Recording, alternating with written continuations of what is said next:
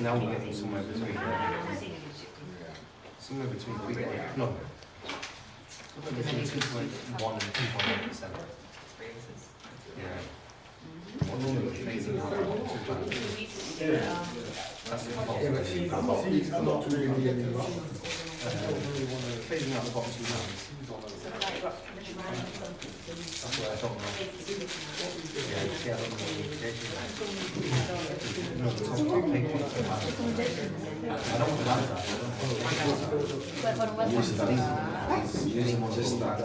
Anyone bored? You asked me, my mind is a bit beginning.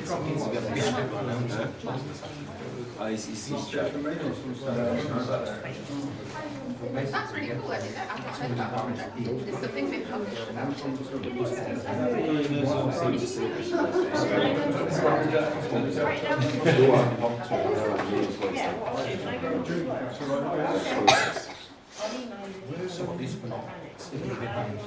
Remember he said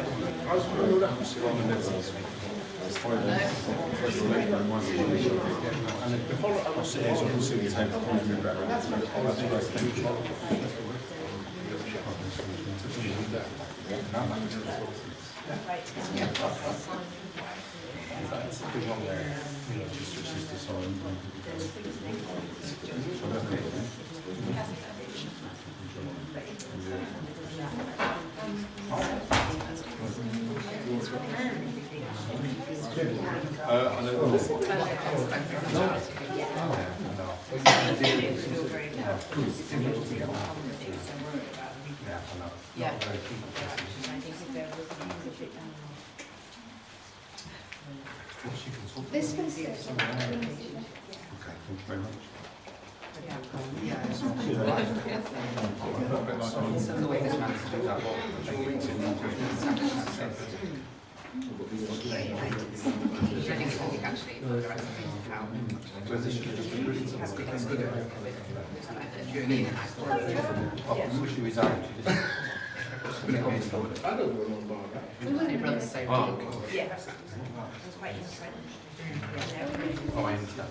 Does that fit? This one.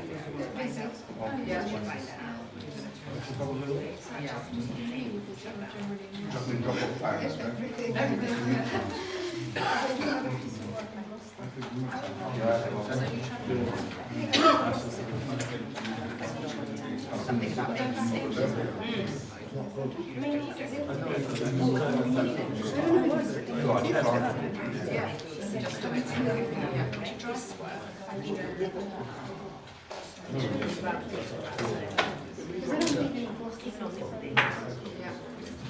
I commandeered that bit. I was trying to turn it in the end, but I'm not making any promises. And it was down there, so swings of articles. I already lost one today. To yourself, really funny, it's like the draw somewhere.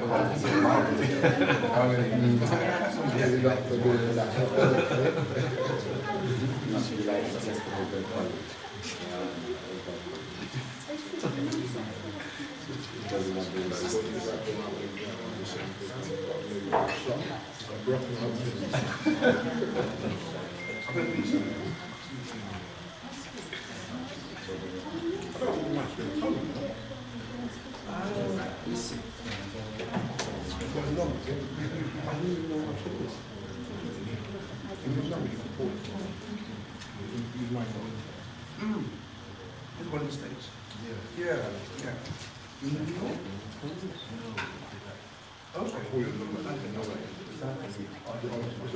Canadian that much. Has anyone not signed the signing in sheet? Thank you.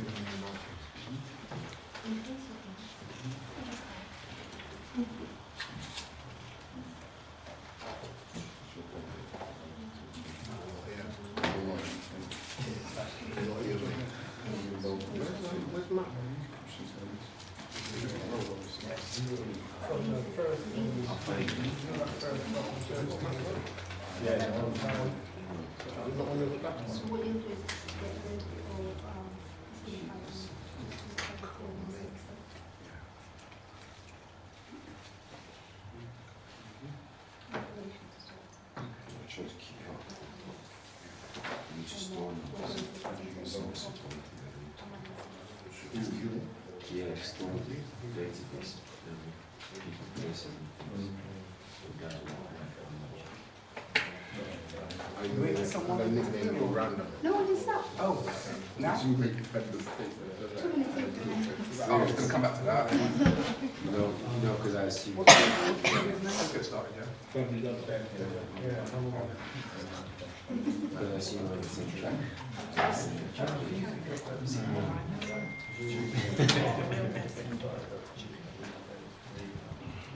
But yes, I get what you're saying. I need to. You right? Yeah. I don't feel like that's the case now.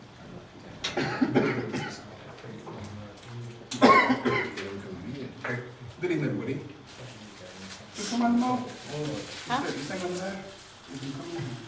Yes, yes. Oh, you're over there. Press the buttons. Okay. Forgive me. Okay, good evening, everyone. And thanks for coming to this event this evening, which is, as you can see, it's a round table looking at Stop and Search. I'm put together between Stopwatch and Black Southwest Network. And the aim really is to finalise what has been a piece of work looking at the impact of Stop and Search in the community, particularly via me young people in the city, all around obviously, but in this city in particular.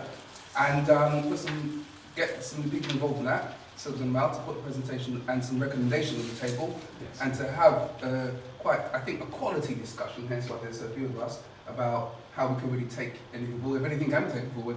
So if we can start, I'll introduce myself and go around and say who you are.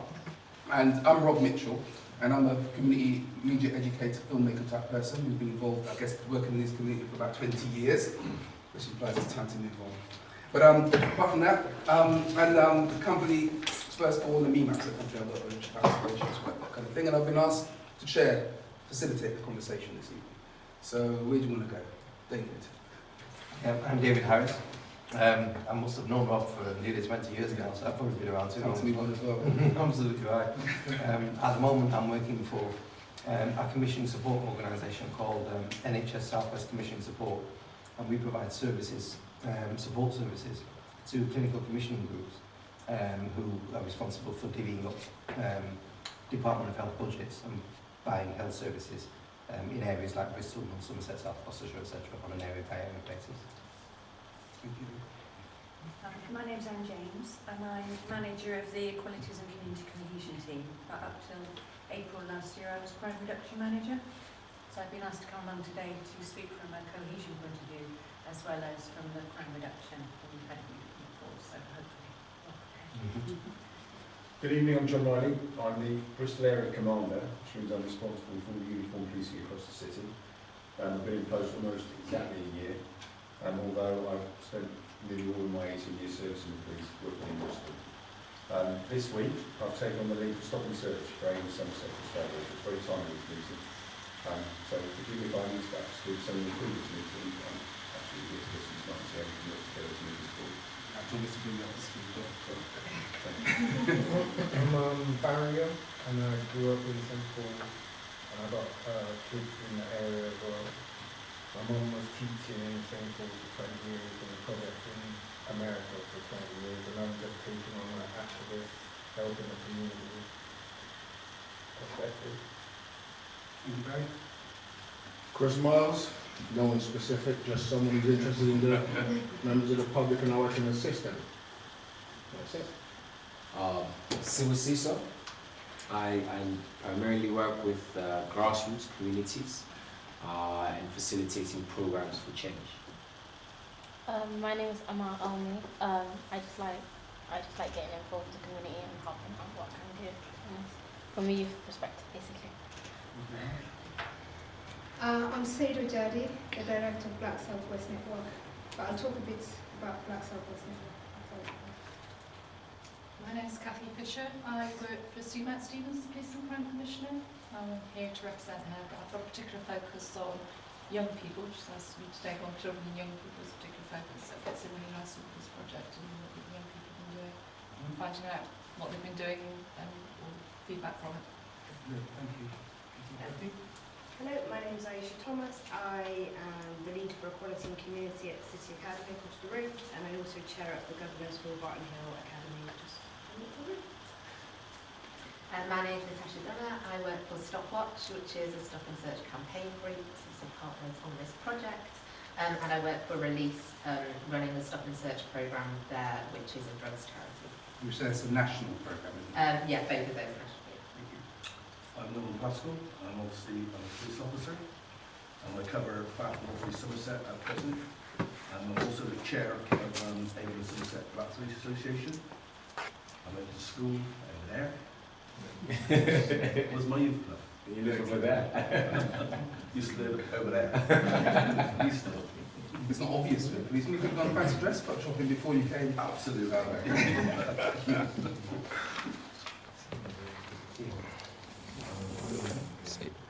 work in BSWN offices. Those were the my day's work operations. So it's been 5 months since August.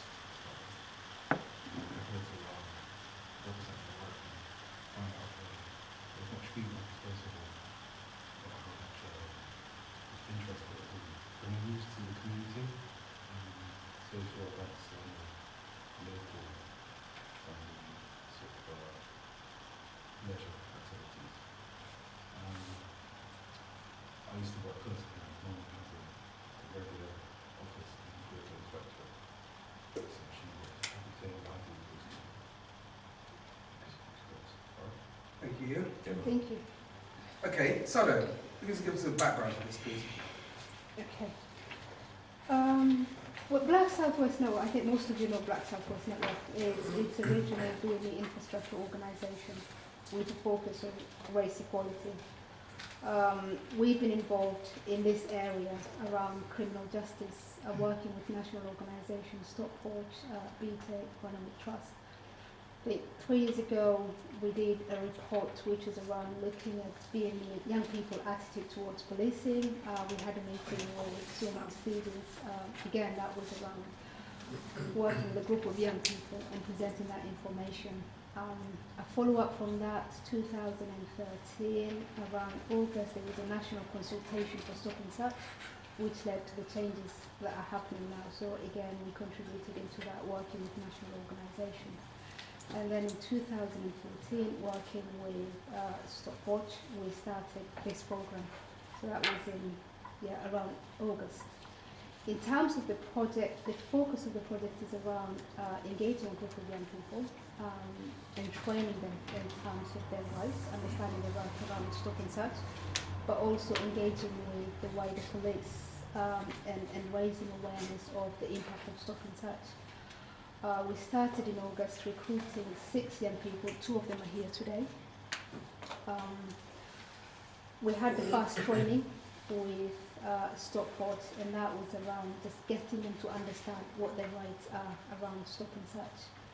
And then as a follow-up from that, we had another training, and that was in, I think, October, and that was a campaigning training to get them to start looking at these are the issues and how are you going to campaign and how are you going to change that.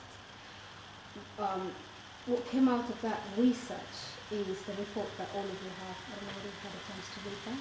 So in terms of the research proposal, they looked at what the issues are. We had an event from Malcolm X Somerset that was a group of young people from the community. So it was a combination of different age groups to look at what are the issues around stop and search. And the key issues that came out, you will see within the reports. From there, we had the young people who were trained went into different youth groups to try and engage with a wider group looking at what the issues are. And that's what's informed this report. And then from that, they had subsequently, I think they spent the last 2 months developing the proposal, which I don't want to talk too much about it. I'll let Sibs and Aman present that, and then hopefully from there we can have a wider discussion. What are the issues that came out, and what are the things that we can take forward in terms of dealing with the issues around stop and search. So yeah, that's my background. Thank you. Natasha, let's talk about Stopwatch, please. Yeah, so Stopwatch is a national stop and search campaign. It's a coalition of 16 different organisations working on stop and search, specifically on policing and criminal justice as well. It started in 2010. We kind of have 3 main streams of activity. So we have the policy stream, which obviously kind of develops proposals, feeds into work, say, the HMIC at the College of, so Her Majesty's Inspectorate of Constabulary, the Home Office, the College of Policing, kind of develops recommendations with them. But we also have a legal team that will kind of pursue legal challenges against certain stop and search law that might be discriminatory. It also will help with individual complaints. And then we have a youth stream. So that's kind of the work that we're doing here. So that's outreach, it's engagement, training young people to know what their rights are, helping young people's voices to be part of the debate as well. And so this project very much fits in with that. Because of limited resources, we'd always really done our work inside of London. But with the 2 years ago, we came to Bristol and we went to lots of other cities as part of the Home Office consultation and recognised that it was a huge issue, obviously everywhere else as well. And so we wanted to do some work that focused on other cities.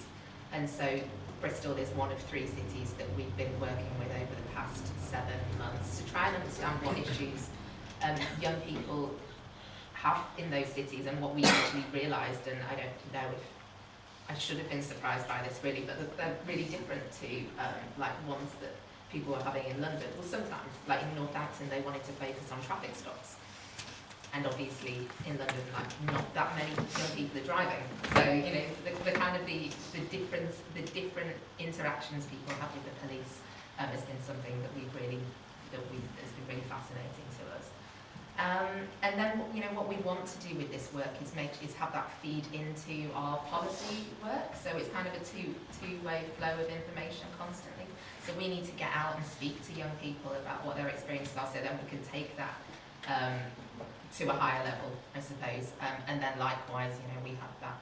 So this is two-way exchange, I suppose, and that is why I'm here, and I think that's why this project is taking place. Thank you very much.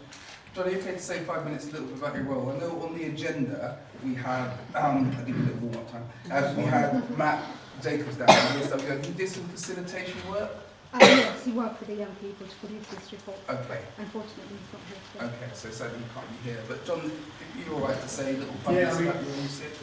I suppose the 2 roles. The first role is on area commander for Bristol, which means I'm responsible in the old days I was responsible for all cities across the city, but we've restructured slightly, so I'm just responsible for the uniform side.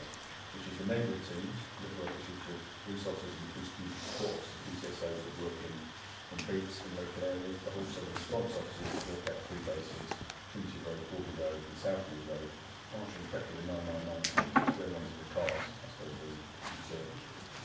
It's quite a big team, so we've got 400 officers across the city, 120 PCSOs, obviously working on a 24/7 basis. Now that's my role organisationally, but then I also have a function role within Avon Somerset, which is now to stop and search. Because clearly this has been an issue that's been ongoing. As you took that consultation in 2013, and the best use of stop and search scheme that came out of that, and Somerset was one of those forces that signed up to it. Back in September, so 3 months ago, there was a stop and search summit, which unfortunately I was at the very first 2 minutes of, and I was called away because of an operational matter. So I wasn't there for the whole day, but I know some pledges were made at that meeting. And one of the key things I think that came from it was around the use of body cams, so that officers would have effectively a camera on their body armour, so they can record incidents. Now for us, as for stop and search, the idea that that was mandatory for stop and searches. When we recorded, it was quite easy to see then. But absolutely, we recorded the on the ground, we explain what's happening, we explain access and performance, and actually what's happening there and then. Now my understanding of that is that obviously we've ordered the equipment, I think, and I'm not quite sure where it is, and what it's on, because you might know. We've got 400 of them, that's all. We're going to trial it across one team, across the whole course. Yeah, no, my personal view for Bristol, I'd rather try it in Bristol East, rather than trying it across one team across the course, so I'm just coming to that now, so depends what count I have around that. Well, I think that's going to be key. What we can't do, and unfortunately you probably imagine, if we've got, I talk about 400 officers in Bristol, we're going to talk probably multiply that across the force. And we're recording the stuff all day. The amount of data storage you need for that is absolutely incredible. But I think from a stop and search perspective, it's got to be on, isn't it? If you're going to do a stop and search, it helps with complaints, it helps with incivility, it's accountability, which is what everyone's spoken about. So that was one of the pledges. There was also some pledges around training. If I'm honest, I haven't got them all with me. I've quite got the hand over it from Mike Pryor. Exactly. There were some pledges around training, around community involvement. And then my next task is actually to set up a following for that, which is in 3 months' time, to report back to the community. So actually you made these pledges, you said this stuff, what's actually happening with it. So that's my first job, I can pick this up. From my personal perspective, as I say, I live in the city, and I've been here for 18 years. It's a fantastic city. For me, some interesting facts about the city. It's the second most diverse city outside London. 91 different languages spoken, 50 countries of birth. Up by the university, with more graduates and postgraduates per square mile than anywhere else in the country. Yet, 3 miles down the road, with more children, 1 in 4 children in poverty, compared to the national average of 1 in 5. It's a really interesting city around the dynamics. And if you say, in Henleys, you've probably got a life expectancy of 10 years longer than if you live in Lockleys, which is kind of remarkable. So there's some issues in the city. And I think from a policing perspective, we've seen a lot of stuff in the media, the national media, Hillsborough, Gloucester, Rotherham, crime figures, really negative stories about policing. And for me, it's demand for Bristol. My aspiration is actually the accused of Bristol saying, you know what we read about in the paper, what we see on the television, we don't recognise that about the police in Bristol. We're really proud that they're serving us and they're serving our communities. And actually on my side, I'm proud of the service that we deliver. You could say, well, it's some way off, isn't it? But we actually got to have some hope that we can make a difference. Thank you. So that's kind of my personal vision. Thank you, John. So many things there. Well, thanks for taking the time, because obviously we could be brought away an operational matter, any issues at any moment. So we should get on. My phone's off, it was in. Yeah, well, it's obviously important. That's brilliant. Thank you. Has anyone, by the way, seen that YouTube video called, was it called Please Get Bad Up in Bristol? Please Get Bad Up in Bristol? Please Get Bad Up in Bristol? Have you seen that? No. Please Get Bad Up in Bristol? Please get what? Bad Up in Bristol? You not seen that? No. Not seen that? Okay, it's an interesting tips. The reason I mention it, not purely for distraction, I think it's something like Please Get Bad Up in Bristol. And I mention it because actually it kind of leads into where you're going with this one, Citizen Val, I think. Because it's an interaction between Chris, or Blackbeard, as he's known in St Paul's, and he's a community bobby, right? So he knows the people and the people know him. Yeah. And what's interesting is it's being filmed, there's a bunch of guys, some with their face covered and all this, and I think he approaches them for whatever reason and starts talking to them. And the situation, I think, typifies how a lot of young black men feel they have to behave towards police. In the end, the police don't get bad up. The police get that policeman gets lots of verbal abuse, and Kusi starts talking about his wife and all that, whatever, they're really trying it on. But he responds, I think, rather admirably, partly because he's a local bobby, he probably knows their parents and siblings around. So I think, actually, it's a really interesting example around community policing model. But that's, I don't know if that's got anything to do with Wigan, but I think it kind of cues up Sibs and Amal to talk about what I think is essentially, you're talking about the community policing proposal, right? Yes. So let's hear about, let's hear more about this, well, please. definitely, thanks for everyone for coming through. The proposal is a voice of the community, both from St. Paul's, Lawrencetown, as much as we managed to get around to get the youth to participate and be involved and encourage what is then demonstrated coming out. But the standpoint of this mainly hasn't been from looking at indigenous human rights, as you're saying, that the city's got, 50 different nationalities, so everybody can look at the human rights of a man in law, or a man under the state, or the state. This has only just been taken as looking at how can the state and the police work together within the community. So it hasn't fully gone in depth, like looking at the Royal Commission of Justice or general human rights and so forth. This is just a first appeal, just for us to start dialogue. This is the main process, to start dialogue and see where the dialogue takes us. Should the dialogue then increase in a way that is not really conducive to communities, and I guess it ends up being more about human rights issues. But now it's more, how can we work together in a very simple way? Let's just start off just at the beginning here. The document is two-phased. So the first part is what we've gathered from the community. Then there's also quotes from the youth. And the third part is about the solutions. I'm sure we're all excited about solutions, because all the time people can gather and nag. But this is more about finding solutions and tangible solutions and very practical solutions. So I'll leave it for Amal to continue with that, all right? Okay. Hi, you guys all know my name, Amal. Hello. Yeah. The reason why we're raising our voice, as you can see, the statistics have no point in me reading them out. But this one is, I think this is the main one, to be honest, that black people are 6 times more likely to be stopped than those who are white. I think the main issue is that your skin colour shouldn't determine how many times you're stopped. It shouldn't have anything to do with the fact that I'm black or that person's white. This person's a criminal and the other one's not. And I think that's one thing that really bugs and bothers a lot of people now. How do you feel about the relationship between young people and police? It has changed to guilty till proven innocent, and that's a 15-year-old saying that. So, and also a 17-year-old said they only appear in bad situations, and that's only a 17-year-old. So when people that younger feel like they can't trust the police anymore, it really does bring that younger generations. The younger generation's the future, basically. So if the future doesn't trust the police, there's going to be a lot of problems caused within the communities. 65% of black people do not think police use their stop and search powers fairly, and 60% of white people do. I think the main thing from there, you can just tell that if it's black people that are usually bothered and they're usually harassed by the police. Well, not harassed, but more targeted, and they feel like there's a lot of victimization going on. But white people said that they think they do use it fairly because white people are not usually victimized and they're usually not seen as criminals straight away. And obviously the police officers agree that the police use stop and search fairly. That's because the police saying that, and they think, okay, so they might think they're doing it fairly. I mean, I think we shouldn't put all the bad things on the police, because one person might not be educated about this community cultures or how they're doing it. They might think they're doing it fairly, whereas the other person, there's always 2 sides to a story. So I think that's one thing that we should keep in mind, that not everyone is guilty or they don't want something bad. It's not their intention. We don't know. How does being regularly searched affect you? Sir, got your name so bad. John. John, can you read that out loud for me, please? The first one. Yeah, it makes us feel like scumbags. It makes them feel like they're not human, and that's something that we should really keep in mind.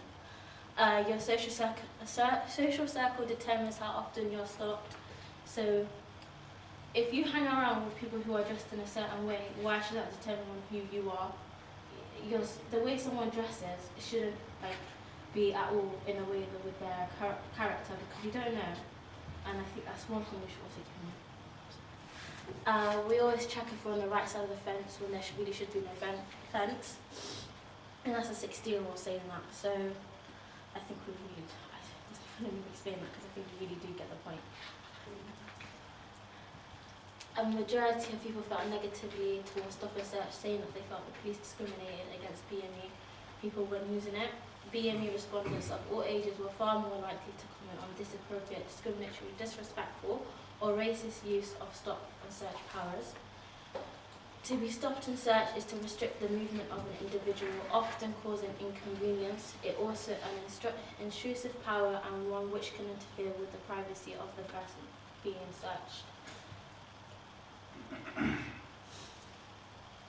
Okay, if the people feel that they're being victimised through excessive stop and search, where do or can they go to report it or get support? There's no certain place to go, or our parents would try and give up quickly to. I think the main thing we should take from that, there should be somewhere, and that the children or the youth and the parents feel comfortable and can trust that they can say, we have this issue, or my son or daughter have been stopped and searched numerous times, what's the next step or what can we do? If there's nothing in place for that, how are the community going to trust the police? If there's no trust, then there's no cause of this. Yes, sir. Do you think, personally, this stop and search system, there's like a restriction, you think you've been confiscated from what you're doing at the point because of the stop, because you've been asked certain questions, which are personal questions by the police? Do you think that's a confiscation of your individuality? No? Do you think it's like a restriction to part? It's about too much of a distraction and restriction to carry on? Yeah, I think so. You personally think that's a lot? Yeah, I think so, yeah. It's first, That's correct. It's, Continue? yeah.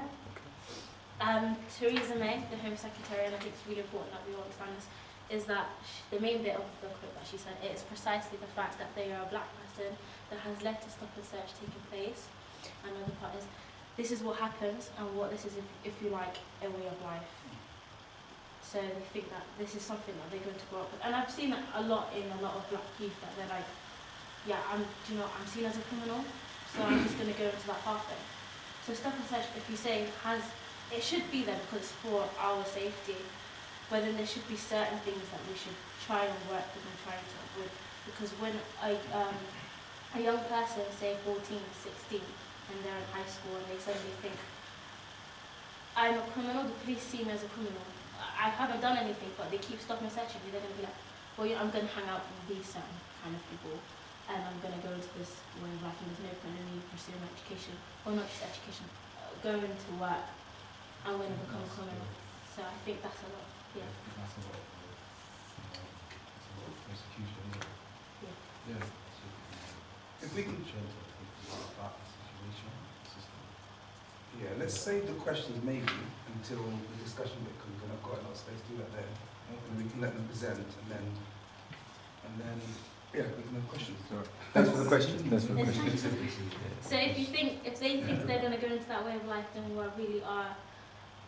basically we're hurting the future generation, because there should be a lot of, I think everyone in the world has a right to an education, a right to support, and a right to feel like they are equal to anyone else, not just because of their skin color.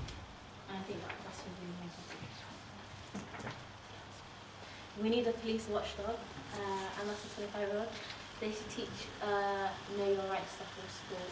I think that's something they should teach at school. Because children at school, 8 to 3, say once a week, teach them their rights. It avoids a lot of hassle and a lot of harassment in the future. If they feel like they're being victimized and they know what to do, or they can tell their teachers, or just anyone who just knows. Asian and black ethnic groups show the highest levels of agreement that local communities should have involvement in deciding how the police use their systems. Yeah, I think that's what all we have to do, really, to get the community's feedback and then to move forward from there. I think that's a really main thing. We need to know how to move forward, to have community discussions, make sure that the police always hear the views of the community, because that's who they're protecting and that's who they need to trust. And if we see the trust build between the police and the community, I think a lot of things, in terms of Bristol, because it's a wide city, but there's a lot of community, I think we see a lot of change happening. Within a matter of months, not even a year. And ladies and gentlemen, comments. Parents need to know more information on how to deal with their children being harassed and stopped and searched all the time. Stop and search affects all of us, black young people. It does affect a lot of people because the more children who feel like they're criminals, the more criminal things that will happen. And you just start a lot of disruption in the communities, not just one, a lot. And that's all.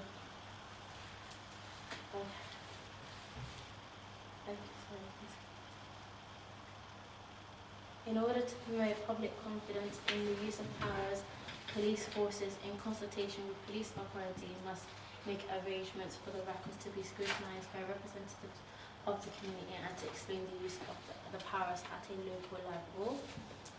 I think that just goes back to what we said about community and the police. So I think pretty much covered them. And I'll hand it over to Sis. Yay, that's right.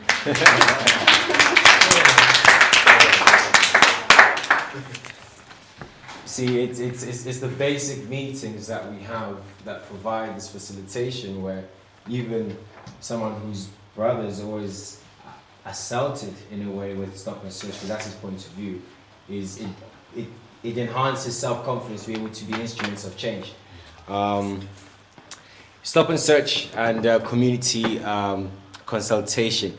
The main aim of this, as Robert said, is obviously to provide a body of knowledge that can be developed to policy recommendations. Thus, thank you very much once again for coming through. We had some focus groups, and the focus groups moved from the Malcolm X. We also were in Docklands. And Docklands is one of the main community centres that has a high portion of both Caribbean, Somalian, and also white youth that actually use the facility both from the ages of 12 to 16 and 16 to 25. Because it has the music side, it has the basketball court, so it was a good source to be able to gather different points of views. We also went to Learning Partnership West in town, where we gathered different feedback. So that quote from Anonymous that said, Stop and Search doesn't affect only black people, was when we're in Learning Partnership West, of which a lot of interest came through from youth from Bishopston and Bedminster, because they were using the centre, so quite a strong point. Most of the meetings have been well attended between the youth, 15 to 25, and also some of the adults that would be anyone from 35 to 60. We've had a whole mixture of the community really getting involved and providing different source-based information. Some of the questions that were asked: how do you feel about the relationships between police and between young people and police? Quite a strong one. Obviously, a very modern concept of it. Guilty till proven innocent. How does that reflect with yourself, sir? If someone, the concept of guilty till proven innocent as opposed to innocent till proven guilty. Norman. Yeah, it's okay, sir. Which is crazy, as I said, because that's not the system's there, and our system is one of innocent until proven guilty. But I think this is about how you make them feel, isn't it? Yeah. And so for me, what that tells you is that somewhere along the line as police officers, the communication breaks down, or the communication is actually broken before we actually start to communicate. Yeah. And don't get me wrong, I was brought up in Easton. Yeah. And if a police officer was stopping me, and I'm one of 7, so the police officer stopping me and he talked to me when I was a young man, he was going to get attitude. Yeah. Okay, this wasn't going to be a nice situation. It wasn't going to be a happy situation. It wasn't going to be, hello officer, so-and-so, how are you doing? I had attitude, some significant attitude. Yeah. And behaviour is behaviour. However, I think police officers pay, and we're supposed to be professional, and we have to deal with that behaviour. Yeah, However, a fact of life is that if people treat you the wrong way, you tend to reflect it. that, yeah. And I think that is definitely, in my day, that was definitely happening. So I knew I was going to get in trouble with them, so I was going to get in trouble anyway. Absolutely. I think that still prevails now, and this business about guilty till proven innocent, I'm being stopped as I'm a criminal, so I'm guilty before anything was done. Yeah, that definitely moves us to that one. Thanks, then, Norman. How does being regularly searched affect you? Makes you feel like a scumbag, as you had repeated, John. If people feel that they are being victimized through extensive stop and search, where do they go? Where do they report it, or what level of support do they get? A huge concern, because from what we found from this is that not only did the youth maybe wanted to solve the situation because I need to do something, but when they consult with their parents, the parents try, and then they stop, and they go, I got work to do, can't continue with that. So that resource is not being easily available for you or being able to tap into. So there aren't any certain places to go. And also a recommendation of how do you think the use of stop and search should be improved? We need a police watchdog. As Aman was saying, the consistency of an independent focus group or hub or so forth. Summarized findings: police and community relations. Safety and safe and equal communication needs to happen on a regular basis, and a mechanism for policy and police and policing by the community needs to be developed. Once again, I like how you started off introducing your new role that you just had now, which you're speaking also about the training elements of it. Police training and awareness. The community should play a role in both the delivery of training and the monitoring of that performance, because you're also looking at the cultural experience of different ethnic groups. How a Caribbean would normally talk at first, loud voice, is not necessarily someone who's aggressive. How someone doesn't give you eye contact is not because they are shady, it's their culture. So these cultures, in a way, then needs to be implemented, and how people then have that dialogue with each other, especially in a diverse city. Young people and stop and search, the mechanisms through which young people can be informed, particularly peer-to-peer work, and the nature of system redress should be developed with young people and parents. That goes to the example that I was saying earlier on, is that if the parents have a place where they know they can get information, like they do when they have to go to McDonald's, they know they can get food, right? But a place where they know consistently, if I need this kind of information, I'm going to go there. And obviously that leads down to marketing, leads down to being very visual, to being very visual, it leads down to being very trustworthy and transparent.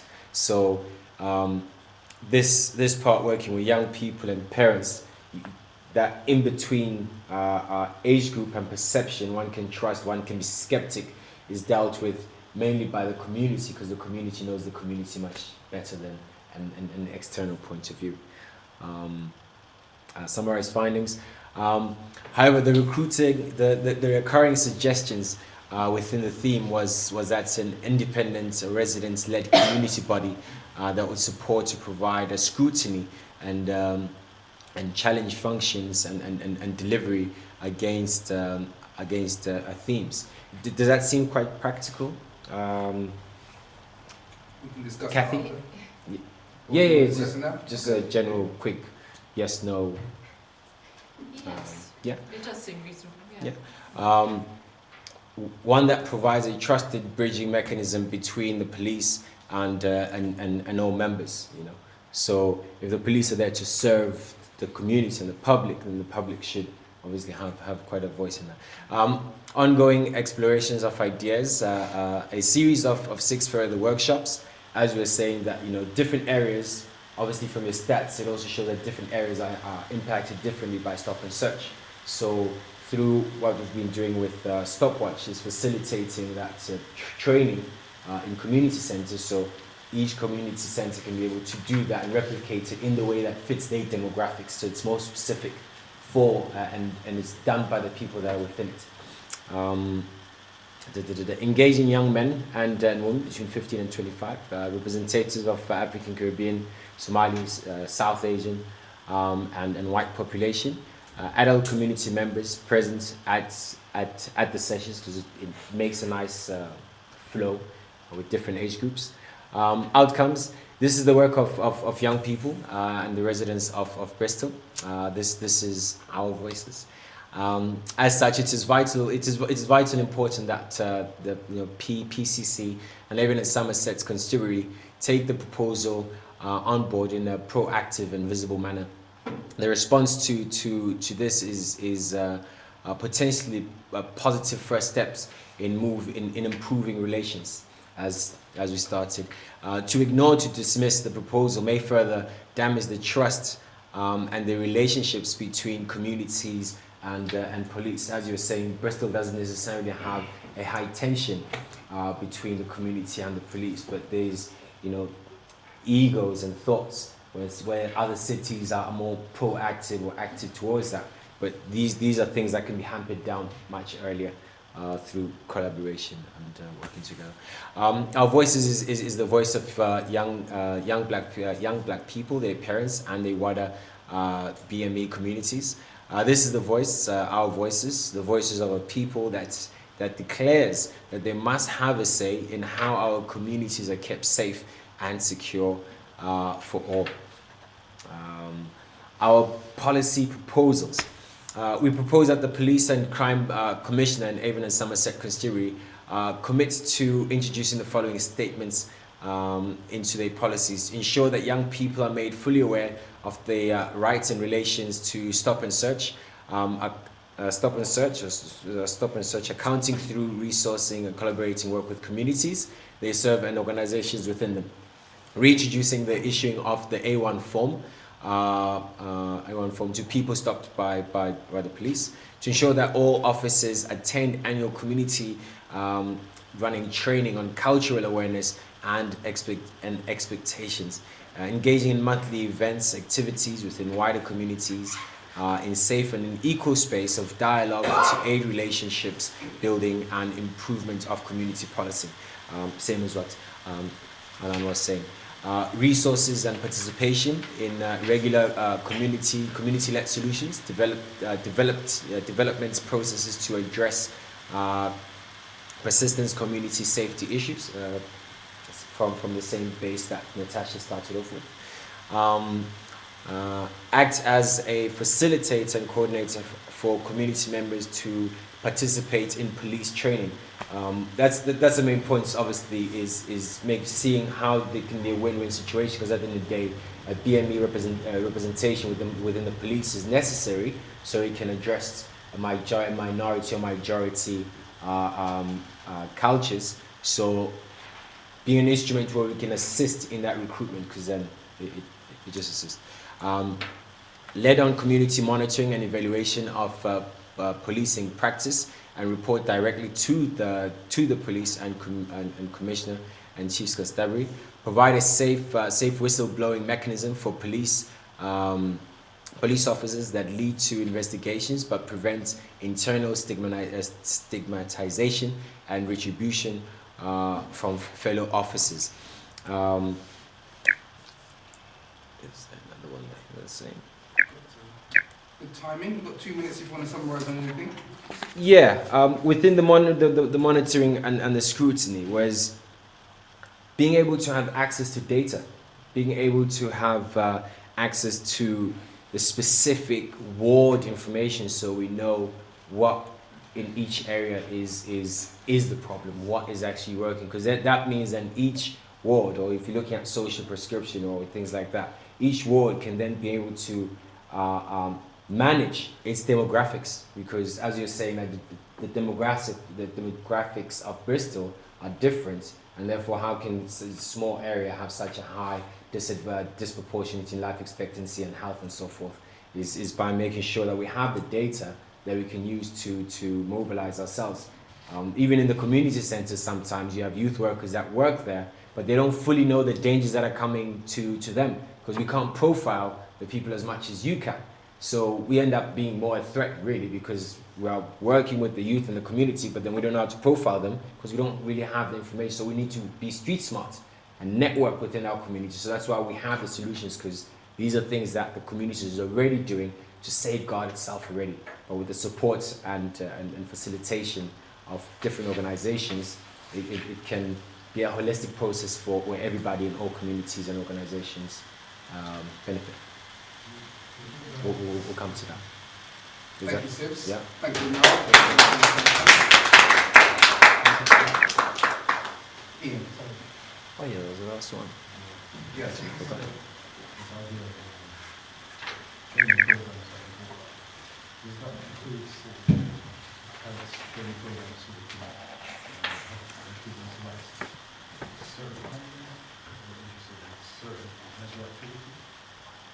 Training programs, as I understand it, would be as well.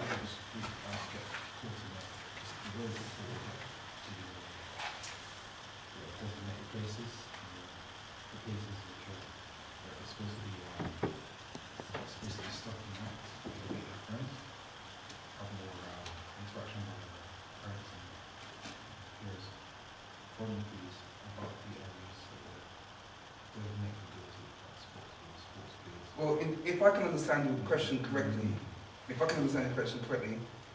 you're asking about the training and what it's about, then maybe they can flesh it out a little bit more. But I guess it's about the relations. It's about parents understanding what's possible. It's about young people understanding what's possible. It's about police understanding what history they're working in. There's those kind of training programs. Parents working together, training to access certain websites, access certain points in the community centre. Work directly with the system and directly with the leisure centre or the social events. Okay. Instead of walking around there by myself. Okay. That's the approach. Get a compliment to wherever you go. I don't know if this is relevant to exactly what the kind of training you were talking about, but we are developing at the moment a parents' guide to stop and search, because we recognise like some of the issues that the young people were bringing up. So we are trying to work on a guide to help parents understand kind of that, you know, stop and search is not necessarily, like your child being stop and search is not necessarily reflective of what they're up to, you know, and if you need to do something about, if stop and search is having an impact on your child, this is what you can do about it. If you need to pursue a complaint, or if you need to engage with the police on behalf of your child, signpost them to places they can go to. So.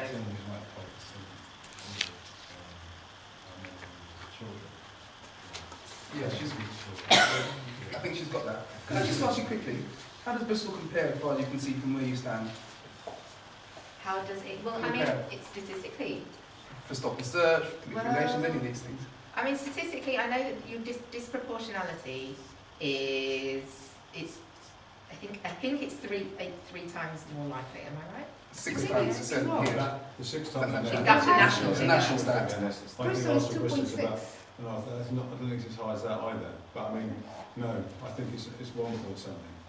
Really? So significantly lower? Yes. However, the kind of missing a trick. If we get into, because the figures I think are really, really difficult, because we're talking about the whole population. As we know, stop and search is probably targeted more at young men between 16 and 25. It's not necessarily the resident population. So for me, the thing that comes out for me was the bit that made me read out. Just before we go, thank you for the presentation. Thank you for the hard work you put into it. I really appreciate that. But it's about how we do it. Yeah. I'm not saying I don't want to dismiss the figures and dismiss the disproportionality, but I think that there's a time and place for that. No, I think them figures come from the national figures. So for example, if we compare Bristol to Somerset, again there's huge disproportionality because probably there's not a huge resident population in Somerset in the community. So we could spend the next 3 or 4 Chasing hours figures. looking at figures. And I think there's an important debate to have about that. Yeah. I think you should look at this, but I think it's the how. Yeah. Go on, Ian. Bristol is 2.5, Bath 4.9, Somerset 10. And this is The only problem- BME. Yes. Sorry, Bristol has 2.5. No, Uh, 2.5. no, Yeah. there's the issue what we was coming up with when we were going through this. A lot of the stop and search of what are recorded is meant to be, some of them ain't in the statistics. Like, they're getting stopped and they're not being issued an A1 form. What isn't They it? show a receipt. I don't think It's the one where it's like a Entitled. receipt to say Entitled. being stop and search. And then after 3 stop and searches, that's within a certain period. But the police are Regardless doing of a lot what of you've the been up to. stops and not giving the receipt. So these statistics are based on the ones without the A1 form. And a lot of the stop and searches, they're not giving a receipt of what. Well, So them figures will go back the other way. Okay. If they actually put out all that stuff. Okay. I'd probably say not, but I'm not trying to. That's what the point is. Let's open Let's this up. not chase the stats. No, well, no, but equally, we've moved away from a paper system, so we don't give in receipts at all. We put them in electronically into our system, so the point of stop and search is to protect the community. Okay, so we look at that holistically rather than diving into the detail. We want to know will we stop and search when on our systems. If I'm John Riley and I'm a burglar, I want to know where John Riley's been that evening and what John Riley was wearing. So the reason to put it on electronically is for the speed of that process. So we're not at the moment issuing the form, but that's something that I want to touch on now because that's a suggestion that's been made to us, which we're looking to incorporate, that a form of know your rights form is given out on every stop and search. There's a tear-off slip. The person who's been searched can fill it in, give it to the officer, and we know that. Okay. So how you can access that information. What kind of feedback? Can I just come back in relation to what you were saying about in relation to the numbers of people who have been stop searched? One is, I would say, 12 months ago, the figures were accurate, really accurate in my opinion, because everybody was putting those figures on, because officers were counted in relation to what they'd done. So those 12 months ago, the figures were on the money, and that's what these figures actually suggest. I would suggest that some stops and encounters and conversations, the community believed it's a stop search, and it was no such. So, you know, we was talking about in Nottingham, when they get stopped in the vehicle, it's not an issue in London. I believe in Avon and Somerset, Bristol area, that all interactions, all those stops, be it in a vehicle, be it on foot or whatever, the community believe it's a stop search. I think that was graphically shown in the initial film, which was shown. So I think there is a bit about what is a stop search, if that makes sense. But picking up on point, Norman, every single encounter has got to be absolutely on the money, Right. in the right way, with the right respect and dignity to how we do it. Right. They only turn up in bad situations, Well, to quote this. it's our job, Of unfortunately. course. But then there is something else there, isn't there? Because we're talking about ongoing community relations, a conversation. It seems ridiculous to complain about the police only turning up in bad situations. You don't want them any other time. However, actually, maybe you do. So that's the community relations model, isn't it? Which is obviously clearly broken. Because we are talking about, well, in this city. However, the idea of a police neighbourhood forum is not a new model, is it? Why is that something that's being proposed now? Well, I was going to comment, I don't think police community relations are broken in the city. Not in the city as a whole, but clearly in certain communities. But there's absolutely more we can do. And when we look at the proposals, I would sign up to all of them, and actually, a lot of them we're moving onwards and incorporating some updates where we don't. Okay, that would be really good. But there's more work we can do. Okay, Barry? Like, basically, this is what I see here. There's a big alienation between living in them areas, these BMEMs like St. Paul, Easton, and living in Main Street. Well, so before you go there, let's just check a second. I'm sorry to cut you off, Barry. Now, you mentioned before, John, the fact that there's massive inequalities in the city. How do stop and search figures work in the, let's call it for simpler terms, the poor white areas of Bristol, the Hartcliffs, the South Meads? How do they look? Any idea? And it's again, the figures in those areas would show it. And John mentioned it earlier about the figures, okay? And this is where the figures are wrong. And make no mistakes about it, because I'm against stop and search when it's affecting my people. However, if a black person is in my street selling drugs, I want them to be stopped and searched. And I'm sure all parents and honest, law-abiding citizens would want those people searched. Theresa May has come out and sort of said the stop and search figures, the level of arrests are not right. And if it doesn't go up, she's going to throw them away. Is that regardless of the ethnicity? What she's saying, the rest of it is regardless of ethnicity. Sorry, Barry, I know you're holding on to something. But if you look at it, and you've got to think about what was the legislation brought in to do. Stop and search is a preventative measure. It's supposed to prevent crime.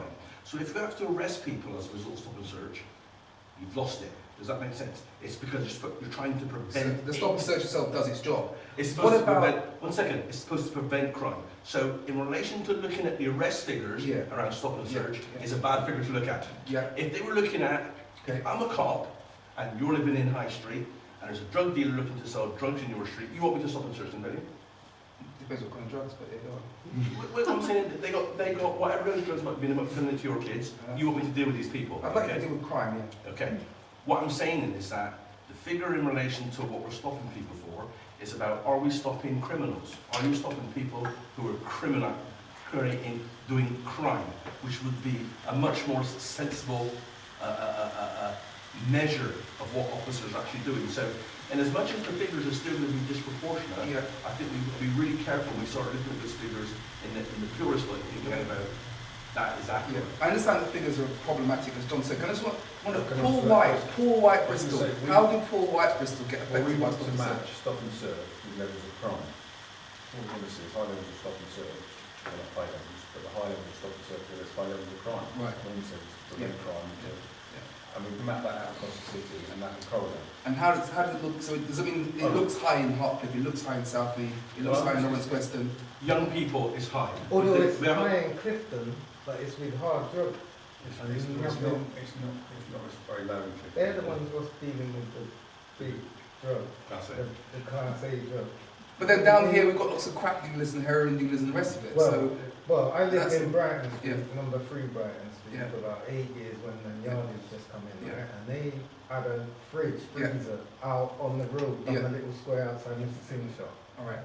They was coming in by taxi in the morning, leaving in the night in taxi. From Clifton, is what you said. Using that freezer, for their stuff, and the police weren't dealing with them at all. And you know what? Well, I actually took pictures of them, and I went to the police. And you know what the police said to me? Well, what we need to do, we need to put a camera in my house, a film camera in my house.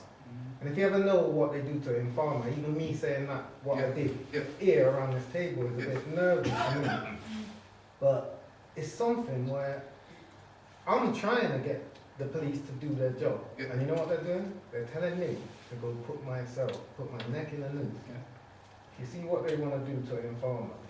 You know, indication in the ghetto, there's a whole big, this talk, there's a big alienation between how you're dealt with in there and how you dealt with outside. Because I've lived there, I've been sat on the wall with a police van go by, and they've got a film camera, and they've got a sergeant of police behind the camera going like that to us. When was that, in the 80s, 90s or 2000s? So you're like, late 80s. I remember Sussex in the 80s as well. It's But you left that area specifically because of the drug dealing. You took the kids out of that area for that Well, the Yardies, the ones who's dealing with it, I wouldn't let them sit on my wall. If they sit on your wall for 20 minutes, they take over your wall. So basically I made them, because I got little kids what look up to me, because I'm always trying to talk to them to get into mainstream. Don't think of it as an Uncle Tom to have a job. When you grow up in St. Paul's, if you go and deal with any authority, what is actually the real system, whether it's the state, whether it's health, whether it's police. The relationship starts with the system, with the police. And the police have got they've had very bad ways of dealing with the people. Now, then all these stories go around the community.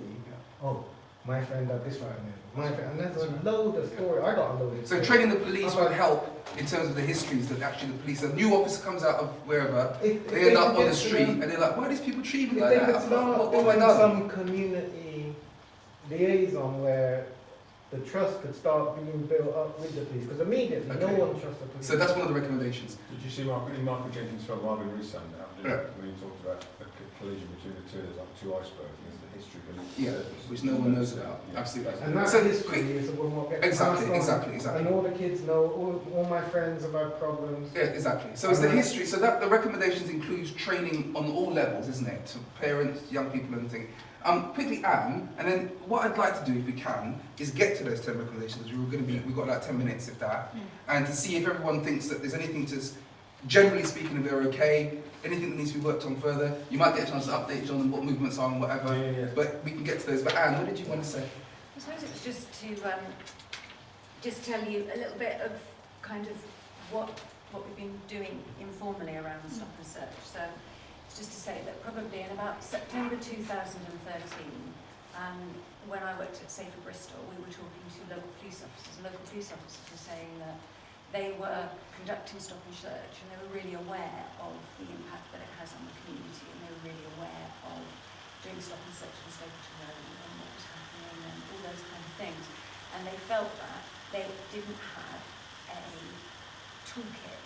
You know, you're kind of doing Stop and Search, and maybe you're meeting somebody, maybe you're taking The police them. didn't have a toolkit. No, the police were saying that they would take somebody back to the police station, and maybe they had something, maybe they didn't, but they go back to the police station and say, actually, this isn't the life that I want to do, but it's really hard for me, my mum's got no money, and I'm trying to bring it in, I'm doing my best to look after my family, blah, blah, blah. So what we did was we then collated all the information on the different projects, and we put them together into one booklet, so that Docklands and all those different projects, we've got the boxing projects and everything, so that if anyone in the area has got anybody who you feel is peripheral, so you might meet somebody and maybe you're from the community and you know maybe dad or mum has got a bit, you know, is involved in crime, and you know that they're a bit at risk, or schools and families, so we collated all that information around the different projects and what they had to offer. And what we really worked hard on was developing a kind of project that would be really constructive around diverting people who were quite vulnerable to crime. So maybe they had brothers, maybe or they were involved. You know, maybe you'd arrested them a couple of times and found them with some drugs and things. So it was really, what do you do with those groups of people? Who can really? How was that concluded? How far did you get? Well, in a nutshell, there was a number of this. There was research that was conducted by SARI around relationships with the police. There was research that was conducted with this organisation called Catch-22, who've got some really good results in Wolverhampton. So to cut a long story short, there's a particular project called Bright Outlooks, which was trialled for a year, and that has worked with 63 young people, of whom I think one has reoffended since they've been through the project. These are men who've worked in the kind of area for a really long time around conflict resolution. Yeah, we've got them in school. So yeah, that kind of thing. Well, it's a completely police-driven initiative right now, but to answer the question on the diversity work, it effectively came out of the 2011 government piece around ending gang and youth violence.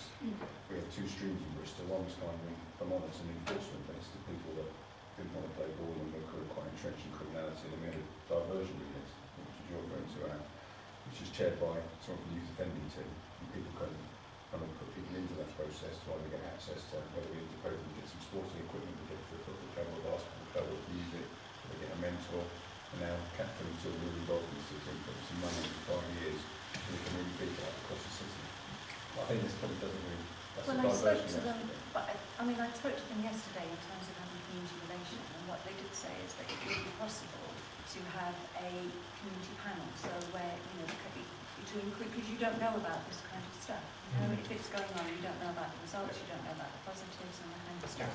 And that it would be possible for a community panel to sit alongside those kind of youth diversion activities and just let you know what's going on. So that increases community confidence if you know what's going on. And then if you're saying, whatever you're doing, Stop and Search feels to us like it's getting higher or feels to us like it's not working, then you listen, but it's about community confidence.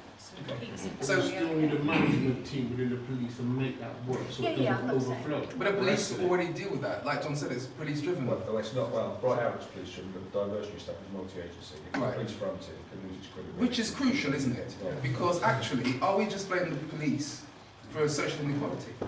We are entrenched in crime because we are entrenched in poverty. Is there not a direct relationship between that? Sorry. We're entrenched in crime often because we're entrenched in poverty. Absolutely. So we're not, it's not like Barry said, the police are at the front end of the state. It's anger. There's anger. But you still have to have a solution for how people are going to live financially before the criminality goes out. Etc. So it's well beyond the police, really. But one thing I want to say, in terms of the police within their cells, as far as I'm concerned, there's solidarity between colleagues that goes on. Now, the guys that want to do things the right way, I suppose, officers, but they're forced because of their peers inside the police station or the force, and they can't take that role on. Is there any identification as to who these people are, or any options for what you can do as an option to be able to challenge the conduct of, let's say, one's out, two guys out, one's a good guy, one's a bad guy, and this guy keeps on making trouble, and this guy... So that's recommendation 6D. Yeah, we have well, recommendation in the 6D recommendations here is is effective to have whistleblowers for police officers.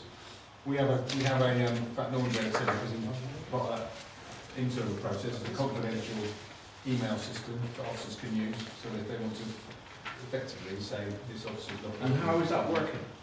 Well, I was going to say normally in our do you know how it's working? You don't necessarily, it works for certain things, it doesn't necessarily work for... Because that is the biggest fundamental thing I think. Overall, for me... Officers report other officers for treating people badly in the street.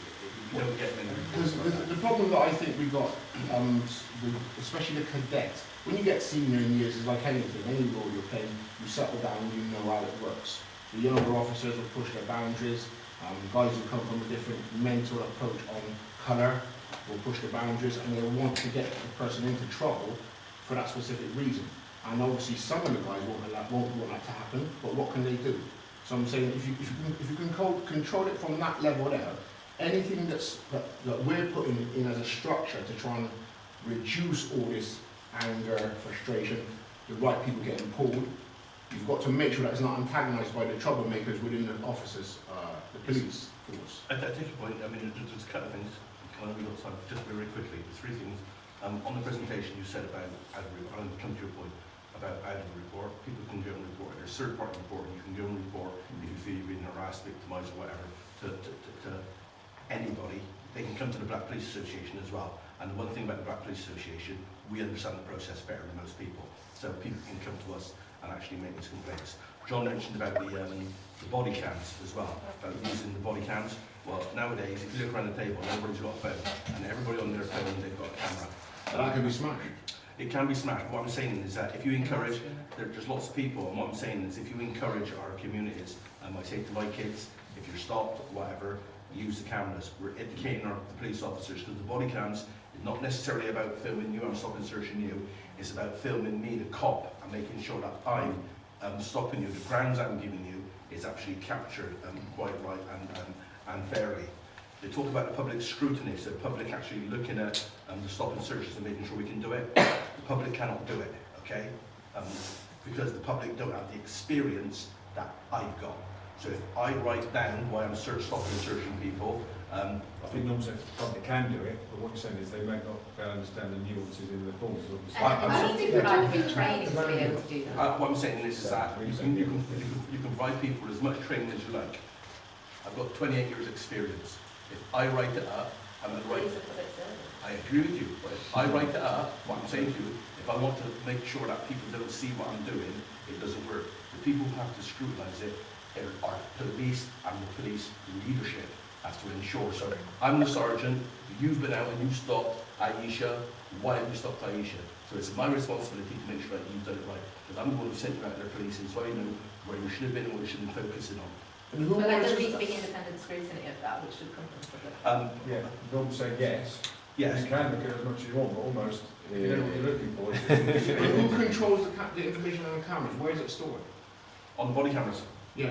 It's on the body cameras at the moment. Yeah, but when you take that, who can see it? Oh yeah, I mean they haven't been circulated yet, but there are a few. If you capture evidence on it, there's rules in relation to evidence. You have to secure and retain. You have to do that. They have to keep it, and they can actually download it onto a CD. Very quickly, sorry. Kathy, Representative Sue, Mount Stevens, are there any points in these 6, etc., 10, effectively 9 recommendations that you see could be sticking points or that need to be flagged up? Did you get a chance to look at them? Yeah, I did. Should we go there? Can I start by saying something really general Please. about Sue's role and how that fits? Yeah. I mean, Sue's obviously elected, so she is clearly a representing the community and everybody in the community, because that's how she got where she was. And she is very, very keen to represent the community and to hear what people have got to say. And that's why I'm here, because I'm representing her to listen to what people are saying. And you've had a meeting. And I've met with Sue, and you've met with Sue, and it's been an ongoing relationship. And the reason for that is so that people can listen to the community and to listen to what the community wants. And I think it's really positive that a group of young people has come forward with a set of ideas of engaging with the police, engaging with the commissioner themselves. I think that's brilliant. And I'm sure Sue, when she reads this, would be very pleased that. So, if we weren't happy with John Norman's response to this, we thought they're not taking us very seriously. Do we have Sue as a real recourse to be able to push out policy? Yes, absolutely. Sue very much sees her role. I'm not saying, of course, you wouldn't take this seriously. The actual individual points there, I only saw them yesterday, and Sue's only just seen them, so I think sure, absolutely. But they don't look like anything sticks out in particular. Also, there's a Bristol where I don't know if you're aware about the Bristol Manifesto, which is the and in that the Black Manifesto. Race Equality Manifesto. Sorry, Zimbabwe. No, this is what I'm saying to you. It's called the Bristol Manifesto, the Tools Blueprint. That's the name of it, okay? Well, it's a Race Equality Manifesto. And it's in there, one of the things which the police, and Sue's already agreed, and she's actually agreeing to actually sign up to it. And a couple of things in there is to reduce the disproportionality around stop and search. So Sue's already agreed that's what she wants to do. And part of what that means is that then they'll be working with the community and other groups to sort of say, what are the things we need to do to address that? Including education, aspiration. So this is almost like a gift, if that makes sense. Yes. So I think I'm quite confident that, and a lot of this came up at the summit, even though I wasn't there. So a lot of the issues which have been raised there won't be exactly the way it's going to be done, but a lot of what's being said there through the IAGs and things like that, I think will be adopted by the organisation.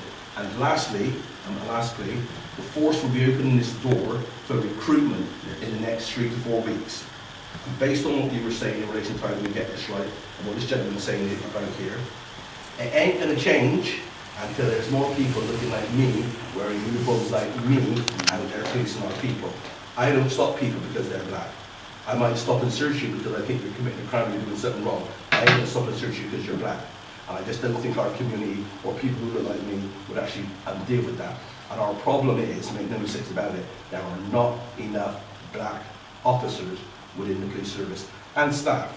That's my view. Thank you. John? Totally agree with what Norman just said. Anything to add? Well, I would say if there's people within our community that want to join the police and need some help, mentoring or guidance to assist them through that process, then let me know, because we're keen to assist people. And I think the other point I'd say about what Norman was saying, you know, the stuff you've put in here is actually what I've got to deliver on the stop and search lead for Avon and Somerset. I appreciate this is Bristol, and my heart is with Bristol because I'm the commander for Bristol, I live in Bristol, but actually this is for Avon and Somerset as well as, it's not just for Bristol, so what you've done here will help inform some of that. I think we're quite a long way down the road on some of this stuff actually. Yeah. Any headlines to pick up on of this lot? What I'd be keen to understand actually is from the groups that you spoke to, I'm really keen to get people in to speak to my officers. We talk about annual training, actually I'd rather they came at the start of a shift at the briefing. We sat down and had a conversation because we run a system called Ride Along within Avon Somerset. So you come along and go through a shift with the police. Yeah. Quite people can really change people's perceptions around who the police are. Yeah. And actually you understand, because we speak about these two cultures colliding, but actually sometimes some of my staff are pretty frightened. And can I just ask you exactly? And can I ask you also, what kind of people go on these ride-alongs? Everybody, anyone to everyone. Who tends to go on these ride-alongs? Do the kids on Stapleton Road tend to end up on these ride-alongs? In theory, they wouldn't be seen dead in the back of a police car there unless they were handcuffed. In which case, they'd be very proud. There was a thing recently where Chris Green, one of my sergeants from Trinity Road, there was a young man who was 16 who did a really poor experience to the police. He said, "Come and do a ride-along." So he did the ride-along. It was really sort of great success, and he really changed his perception. And Chris got taken off because he wasn't 18. So it backfired a bit. So he looked to be over 18, but I think it would be a bit more liberal with that if it was 16 parental consent. That's a bit different. I think one that was more highly recommended amongst the youth is the intimidation of getting a court notice, or that how does court work out? And I know the ride along they also have the court part. The court part That's is the right outlook, but it's the court That's part. the actually. diversion. That's why I kind Okay. of think if you had... It's 7 o'clock, by the way. Anybody who has to go, then it is 7 o'clock. I'll let you know. And we'll say, especially if anyone has to go, obviously, please, thank you very much for your contribution and that. We know everyone's busy, but if you're able to just carry on the conversation, then please do. That's what I say. Sorry, Anne. No, I suppose that's why I felt that it's taken a long time to get to this stage, but I do feel that there's new projects that are being set up. There's quite a big funding stream. It's solid for 5 years. It's a community organisation that's kind of been commissioned to run this. We're kind of at the stage where, public scrutiny could become involved. So it is at a stage where we could have, a stage where a sort of reporting process where you can find out and then maybe you can ask questions or something like that. But that's around the diversionary, so that's around the people who, I suppose, maybe Stop and Search has indicated something, and it's what can we do about that in a proactive way. Well, it starts before the Stop and Search, doesn't it? Well before. If people are disaffected, Yeah. then you need to deal with that. Yeah. So yeah, I do. Yeah. I think that board for that would be. And obviously Safe Bristol, which is, like John says, a multi-agency approach, is really the important way forward. But in taking any recommendation forward, really, isn't it? Because it isn't, the police is at the last end of it almost, isn't it? It's like the front end and the last end. The bridge, to me, the bridges is the community centres, but at the moment, the community centres, they've got a bad stigma in that area. What are they doing? My view is to Stop and Search around how we do it, but actually there's a broader picture also about the city, about aspiration, hope, employment. There's a much bigger picture, isn't there? Yeah. And meanwhile, while we've got the situation we do have the issue of how we deal with that relationship between the police and the communities. Aisha, Natasha, Amal, do you want to say? Give you guys the final words. No, just touching on that point, what we have just talked about something that we did at the academy. We did a cultural competency session, but not just about the police, but more than that, about other agencies, and trying to demystify some of the issues between the cultures and why their reactions are what they are. So then, but then we got the young people to talk about their view and to talk about what it means for them, what it looks like for them, what does it feel like, what does it sound like, what do they want from it, but also just for the adults to talk about their opinion and to break down some of these barriers, because what we've realised is for different cultures, their relationship with police is very different. Was that documented as well? Yeah, and I've got, and we invited various speakers, and I've got a report that I'd written on it, but basically it was very much looking about, for example, some of the Polish communities felt that there's a lot of police corruption in their country, so for them, straight away, they look at you and it's corruption. Yeah. From their But perspective. and what's the thing is, and what's the use? Of course, police take backhanders. That's what police do. That's why they're police. And it's all those sort of, and it was. Well, that's what the culture would be in certain countries. Yeah, and it was the idea of making Not yet. sure that whether it was the police or social workers or whatever, understood why communities feel the way they feel and how to address it for their community. Yeah. Stop putting everybody under this one That's B&B good. That's That's why all those information got to be collated so everybody understands what the understanding is, and then it's networked out to everybody, so the kids, the adults, the parents, the immigrants all understand what's going on. Natasha, thank you. So one of the proposals, I think one of the main proposals that stands out is that you want to be involved in kind of scrutinising how stop and search powers are being used and monitoring the performance of the police. And because we've got both of your ears today, I wondered whether there's room for that to be funded, because obviously this kind of work can't be relied on. Which bit? The resources, regular community? I don't remember going through it now. Natasha, But like a scrutiny panel. Well, through our independent advisory groups, the people from the independent advisory groups, there's members of the community that assist us in issues of policy or procedure, the way they may land in certain communities. We've got a really vibrant one in Bristol with a large membership. Actually, I've got a subgroup from the IAG, particularly around stop and search, to come in and have a look and scrutinise our figures, and that is done on a voluntary basis. Okay. Do you have young people on that? No, and actually that's one thing I was going to say, and something we've explored about the independent advisory group is, could we have a youth independent advisory group? Because I think that would be really powerful. Problem with young people as they get older. So take people through it, don't we? At some point you say, you're too old, so there's definitely a mechanism around that. And I'd be absolutely up for that, and I'd be absolutely up to those people on that group to come in and have a look at our figures. That is the case. The only thing I can't say yes to at the moment is the fact. That's the Yeah. bottom line. But I think there It's needs really to be difficult, some. and that may be something that you can put to the PCC. I'm not trying to put you on the spot, Yeah. sorry. Okay. But that's the Because I student think development. for the But absolutely, coming in to scrutinise, just have a look at stuff, even get Norman in to say, I'm not happy with this one, and, you know, let's open it up. yeah. Policing's too boring, so we left the police alone, okay? You know, it's true though, isn't it? Because we can't do it, but that's not my quote, it's Robert Peel. Oh, right. What I would say is, because we did talk about some short, quick wins, and I would suggest like getting some young people just to actually go and have a look at that would be quite useful for the project's perspective, just to see it, what it looks like. And even though there's no funding, you know, getting the bus, getting the taxi to get over there, they would be refunded that money. So that we can actually do that, which is just bits of money. The other thing on there which you suggested was about the leaflets, you know, giving the leaflet, the Know Your Rights leaflet, and it's a bit of a no-brainer. I think the PCC already funds the leaflet anyway. I think there's a card being done. Yeah, the little card, Which is the Know Your Rights card, and so actually giving everybody a card, and based on what we've got, it wouldn't take very long for everybody to have a card anyhow. So I think giving everybody a card is a simple win. I think. Aisha, how does that work within your school? Because We have apparently there's a little bit of pop-up. We have pop-up trucks. So what we've had is we've had the police come in, but it's difficult because we have Lyndon, who is our police officer. And he's good, and he's Natasha. good. He's good, but the kids don't like to talk to him because they feel because he's an active police It's a officer, really important he idea, which is going Amal to be mentioned there in the presentation. to search for information and then to act upon it. So they don't really like him for that perspective. What we No, do, they don't like him. They don't like no, his the uniform. concept of him, not him as a person, No, but he's the good. concept. Not Lyndon personally, but the Yeah, concept of yeah. having a police officer who's acting but also serves in your community. Versus having Kermal's team who come in from Norman, the Black Police Association, who are in lunch breaks out talking to the students. They like that. Because They like that? Yeah, because they feel that you're telling me what my rights are, so they feel like you're enhancing my knowledge and you're here for me. Even though Lyndon could be giving them the same information, but it's the delivery. But it's a different, mind you, but let's face it, when the BPA go into the school, there is a attachment. Well, no, there's a bit of a plan behind it. When we look at how many people, if you think about it, when we do the top 10 schools for BME people, when you look in the force and look how many officers come from the inner city schools, because that's where our people are, there's 3 of us in the force.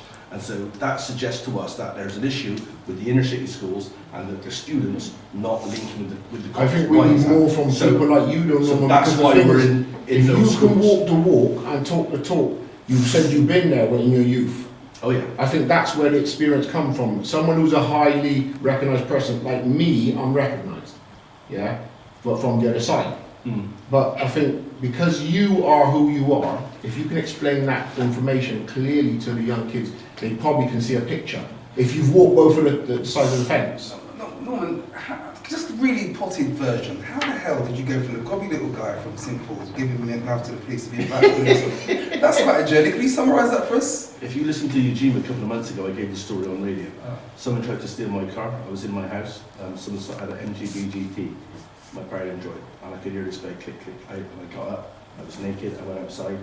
I was going to kill him. And he went running. The light went on across the road. The lady looked out the window, and I'm there out there naked. So I had to run back in the house and call the police. The police arrived, and it's the first time a cop told me, "Sir, Mr. Pascal." I'm telling you, Mr. Pascal. When was this? This was back in 1984. Okay. Very nice. Mr. Pascal came New around, recruit. calmed me down. I couldn't even, if I saw him now, I wouldn't know that. And then it planted a seed in my mind to sort of say what happens to people. And he didn't get the car. He just, it was an MGB. You could open it with the front door key. But that's your good experience from with a police officer. See? There was this experience which planted the seed. Yeah. Realising that people who were had significant crimes committed against them, and a lot of those people could have been our people. My mum got burgled just after that, and I thought, you know, these cops, they're doing a real good job. But, you know, it's not all bad really. And that was what planted. So you were a big adult. As a child, you wouldn't even have conceived that because you were Judas. It's not a possibility. Impossible. So, and what made you? That made me think. But I was 28. I remember I was a big man, and then I was 25, 26 when it happened. So it still took me 2 years to actually join. But and my confidence was a lot better. I what business what people were saying, and was like, it didn't matter to me what people were saying.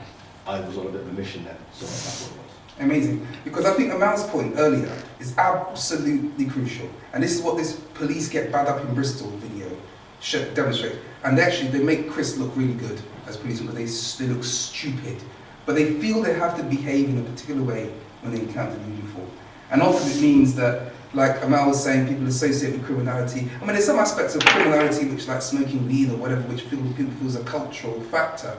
But beyond that, there's whole levels of people just assume this identity of the criminal because this was expected of me. How I wear my trousers, how I do this, how I talk to police. Well, as I said to you earlier, and I go right back to it, because when I was young and I got stopped by a police officer, You had certain ways. I had bad ways. But that was, my parents were spraying the police. They said, don't go in here. My mum thought it was also going to kill me when I joined the police, even to today. So that cultural thing from us, the police, and we were brought up with that, the police were the enemy, make no mistake. But that's going to take at least another generation before anything changes, isn't it? Well, I think it's not, as I said, it's about, if we really want the services that we feel and all the systems we send, we got to start policing ourselves. We got to take some control of our own destinies. And I think things will never change. There'll never be that complete trust unless the service reflects us in relation to the makeup of the force. Well, I have a problem with that, because even though you guys are sat here, and obviously you're representative of Somerset students, there's a hierarchy that actually calls the shots, and you're answerable to them. So if the system's not being pushed properly, let's say you push the boundaries, you could be out of a job. But aren't they then answerable to us, then, Chris? Understand? Yeah, but you don't see those people. Chris, they're higher than this gentleman here. I understand John. that. I understand that. But what I'm saying is, if we, for example, say a policy such as policies. Can I just hold there? Yeah, yeah. It's written, the point you make is really important. I say, from a policing perspective, I'm a cop by Avon Somerset Police, okay? And so I'm bound by, in relation to the criminal stuff, I'm bound by that. I'm here as the chair of the Black Police Association. There ain't no one stopping me from saying what I want to say. Now, You say one that second, let me tell you something. Let me tell you, and I'm being really, really clear here. There's no obstruction towards me, okay? Where we look at the stop and search, my views are out of kilter with the organisation, and I have some really strong views about the way we deal with stop and search in Avon Somerset. John Long, who's the Chief Constable, knows those views and said to me, don't stop, make sure you're the conscience of the force. And in relation to like John answering up, John's the commander in Bristol. The influence around Bristol, who's going to make things happen, Somerset Stevens, yeah, the ACC, the DEP and the Chief Constable can get involved, but John is the one who holds the keys. So what I'm saying, they're answerable, but he's the one who makes the true difference. Can't go with that. Can't go with that. I'm telling you. He's getting instruction from above as well. Of course there's some kind of direction instructions, but the one who's holding the keys is in. Needs guidance. Where are keys, John? Needs quite a lot of people give us some tips. For me, the frightening thing is the people that's calling the shots, you don't see them. And as much as, you know, I suppose it's down to public support, so that if the public screams enough, something can be done. Well, this is it. But it's got to be controlled properly so that the public is screaming and they're not worn out, but tired with the efforts because nothing's happening. Isn't this the idea about the PCC? Yeah, but I'm making these guys know that that's what's going on behind the scenes, so we know. Well, we know that because it's got to be stopped. But what about participating with the Police and Crime Commissioner's office? Is that? Well, Sue was challenged not too long ago with her putting one of the officers into his position because he was stepping out of line. Yeah, and I'm sure she's questioned herself since that incident. You know, the garden guy. Yeah, I'm sure she was questioning herself because it was pushing the boundaries. Now I don't know the politics of it, but I'm sure she questions herself because of the way they treated her when she challenged them. So for me, if she's not strong, so can we not support her? Of course, she's elected office. Of course, but how many of us do that? How many of us recognise that's the question. When you get too old, you've got too many responsibilities. You're tired. You ain't got the time. Yeah, you've got to get the young people to make these moves early, so they can start and build the support. So does that mean that part of the training, as it were, is also actually training the public about how to influence the police from a political perspective? Because who knows if you've got someone who's going against the grain, if the public can stand with that, that'll start. Yeah, but it's just you could be talking in that language. But the kids on the street ain't talking in that language. No, they're not So hearing it in the language, but they do know communication- that we're supporting Sue for dealing with a, let's say, a bent copper or whatever. Yeah. They know they recognise It's a it. misconduct situation. So do we say, we stop and say, that's got nothing to do with us, so rightly we say, yes, Sue, get in there, Of and you course, make sure you don't read the ask rest of them out. How many of us are standing loudly getting involved in that democratic process? Because it stops the poison from carrying on. If someone's out of line, yeah, you've got to move them out and put someone else in that position. I know the investigation was going on for a while. But I'm saying, if someone's out of line, that person's got to stand. He's a high-ranking person as well. So you've got to move him out of line, yeah? Because his job is vital. So put someone else in so he doesn't carry no more weight if he can't conduct himself. Because he's breaching his policies, for argument's sake. Yeah? Sue done the right thing, I think, from my perspective as a member of the public. But does she feel supported? I don't think so. Last word, but let's close this up. So John, unless you want to save it, or you want to respond quickly. Nick Gargles is the chief constable, he's suspended. Norman talking about John Long has been brought in to replace him, if John was signed to Norman. But I'm saying, how did she feel when the pressure was coming on? I was reading up on what was going on. It was giving her a lot of backlash internally. This is the whistleblower principle, isn't it? No. Sorry, Mary. Sado. Oh, you've got to get a train. Sado, quickly. I think, And I will come back to you last. Justin, you can say it quickly, Sado. yeah, I was just following, I think they're valid points. I think we just have to focus on what we can do. trying And I out this think thing, yeah. around stop and search. Yeah. We had a meeting with Sue when she came down, and she came to the session. But And don't we just dismiss have who's to- holding the reins. Let me just finish. I like to base it on Sue. In terms of the proposal is Yeah. having that meeting with Sue and just following up on Sue. Yeah. The complexities of the police, I don't think it's something we have. So any think about control who's over. within that channel. No, it was only that I wanted Okay, to hear Amal. what Amal was going to say. Sorry, I wanted to say something at the very beginning, Yeah. but I thought it was rude if I just jumped in. No, it's your voice, sorry. What you said about the community trust not being broken, that you think the trust is there. Okay, from my point of view, from my community, and obviously that's not because the black community goes into like sections for some reason nowadays, but with the Somali community, because I live in Easton and I've lived there like basically my whole life. I've seen how many people go from education. I've seen all of them being arrested, and they go missing or whatever. They come back. I know who's a criminal and who's not, and who's on the right path or not. When you say that the community trust isn't broken, I know within my community the trust was there, but now it's completely just gone. You can't even say the word police. All you can hear is no. All generations? But they're picking up all from the West Indians generations, one. because They're learning from West Indians one. I at first I trusted police, and then I was like, with recent events and everything, I was like, you know what, I can't stand them. But then now obviously I trust them again because I did my research. Because I'm not as naive, but you've got to. I think that's one thing that the police, that's one thing they should have on their shoulders is you need to get that trust back, and it's very, very crucial. But it's also us as well. We need It's to also dialogue with us. the community. It's not a one-way thing, is it? It's not a one-way thing, obviously, but I think if we have people, There's the no main, counterbalance though. if you have main people from the community or like spokespersons, and they see that they are going to police meetings, then other people will follow. What about like Norman says, going signing up to join the police force? How many people are actually going to openly do that? It's not anytime soon. Right, so there's the issues, isn't there? I would It'd be even. easier I to can't. get them into a sort of like cadets, where there's problems in the community, so they need somewhere to go. They can't go to the police because they're seen as an informer. Before it blows up, whether it's a gang fight or problems within the community. But when Norman says, "Oh, the people's," for him, he's from that background, so he doesn't feel the fear. What John has said. But even it's a different fear. To even a apply lot for of the force is a he's different kind of fear, scared isn't it? to front up a yardie or somebody from the get-go, and then that causes them to have a different reaction from what's in the book. Got that. So they've got this book what says deal with people like this. Yeah. But the fear is throwing that out. But he's had to overcome a huge leap to begin with, which is to join the force. When they That's a huge leap for a black person in the city. But he's one. Like I'm saying this, right? So we're he's the others. not. He's like the ones what's doing the stop and search ain't normal. You know what I mean? he might be doing 1% Sometimes it is. of the stop and searches, but the rest of the 99% is not. He's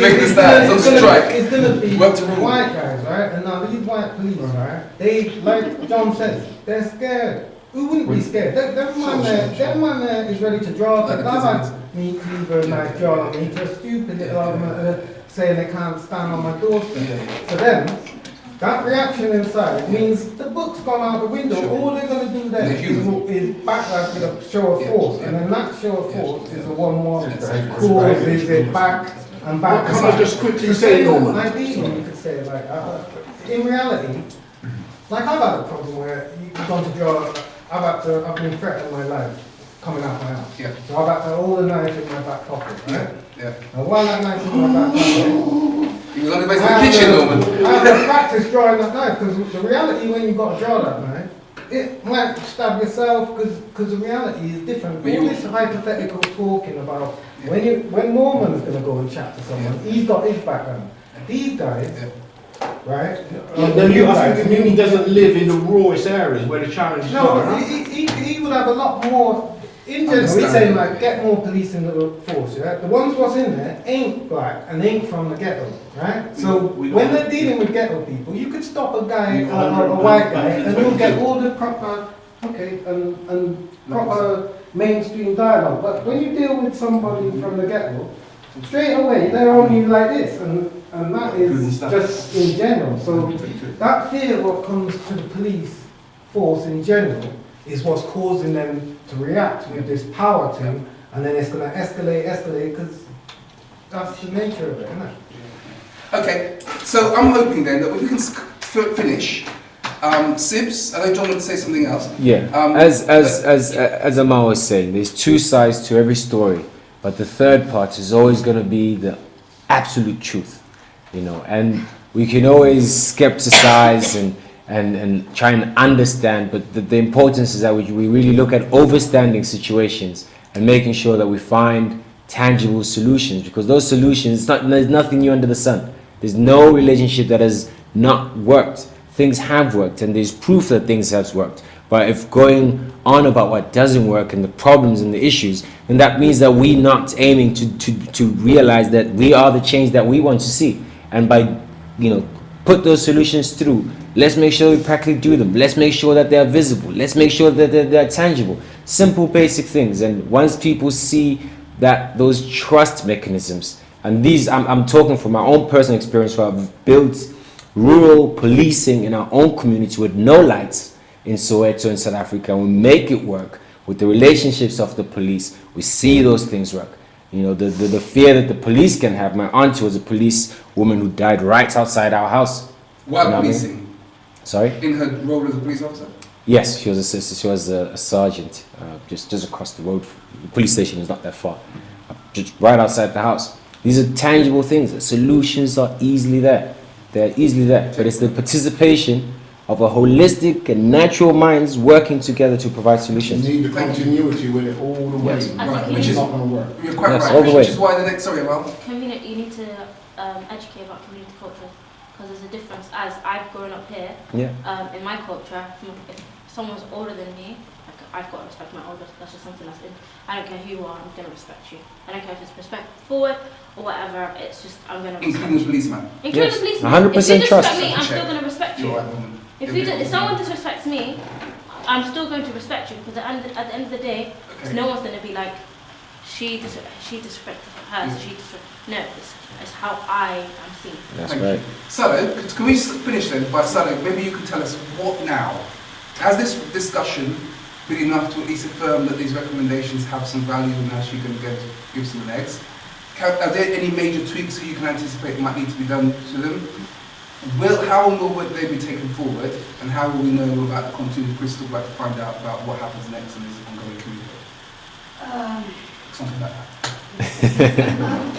Well, it was a piece of work which was funded by Stop and Search, so it has come to them in terms of stopwatch.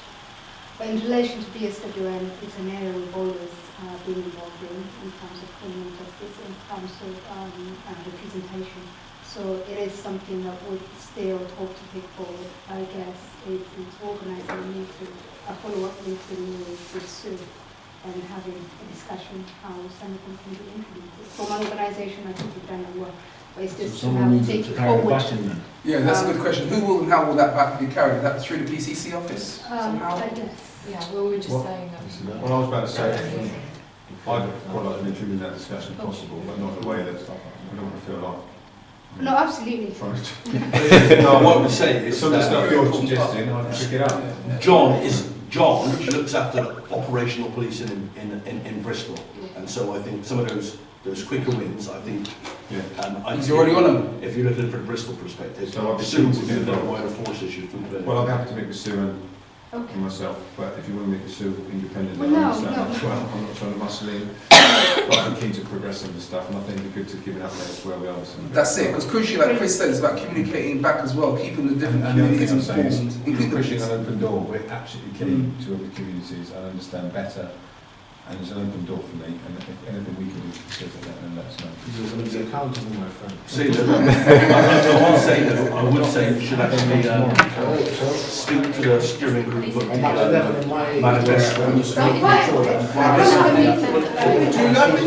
Well, this was part and parcel of what, you know, we talked about the proportionality, and so therefore it's not advice that we give. The whole we said is proportionality. That's what we said to deal with it. And that is, here's a few recommendations on how to deal with it. So we'll do that. I'll come to the next meeting. I think there's one, I've been to police agencies here.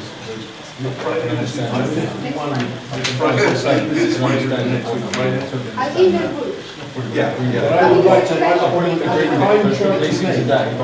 trying to talk to people to try and make them understand that with my kids, about 20 years and 24, it was never really That's okay. because I don't believe that system works. I thought I did really bad.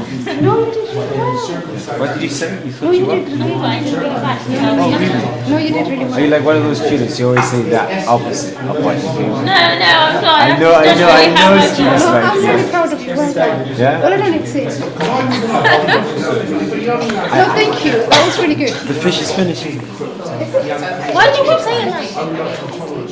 Because no one else. Well, I guess for the follow-up meeting, I'll organise with the PCC. Much. Oh, no, yeah, the next one. You can come along to that. When the same challenge. Yeah. You're the next generation. Do you know where? You know Lawrence Hill? Does anyone know where Lawrence Hill is? You know there's a flat called King's Marsh House. Okay, go on. No, that's where my cousin lives. But I'm going to ask the people around. Oh, you need directions? Yes. Oh, go with these guys, they're driving. King's I'm Marsh. driving. Yeah, she's driving. I don't know how to get there. But you don't know. That's They're driving. King's Marsh House. Find an address. Address? I'm looking at address. What address? I have something. I have to look after you. Your uncle will. No, it's fine. I'm totally happy she got married recently. Really? So I said to her, I'm going to come to you today after my... Me too. And she's like, okay. Just make sure you text me when you're coming. They just sent an email anyway. You sent me an email? So they just sent an email from the...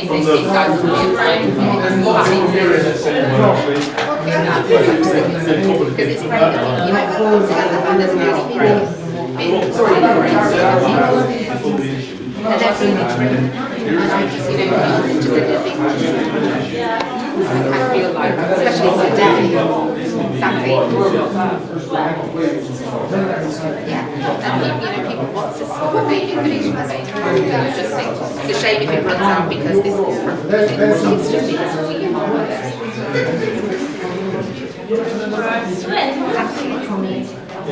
and they've just started delivering training in youth clubs and stuff. They've had no rights training. So that's this project was my story back in but which is very much like it's practical training on how to handle your interactions with police, SIBs, and all of the other guys starting to so for that to be able to continue. Thank you all very much. We have to go. We'll be kicked out. Can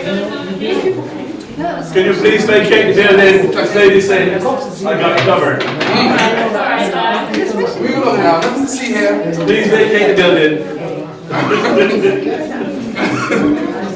Press the fire alarm. So when were you on achievement? When were you on achievement?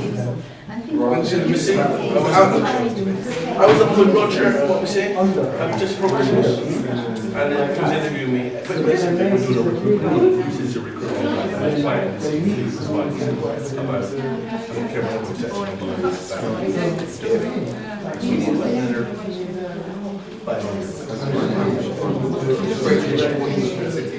Absolutely. And then it's not just about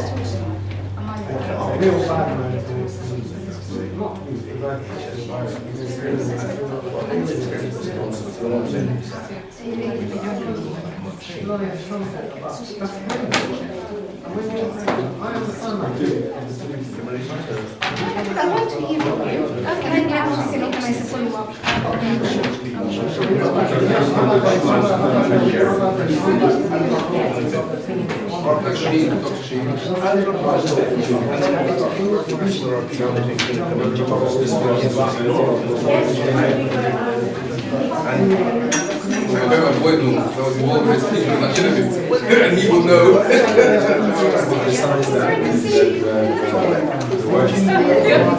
don't really know what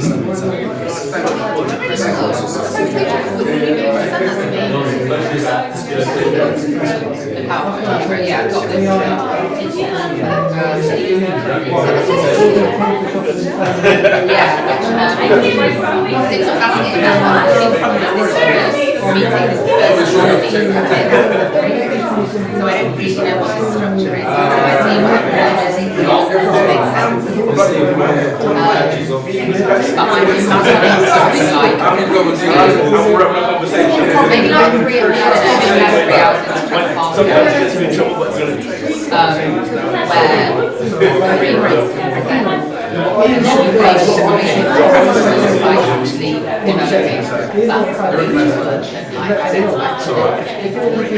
And there will be like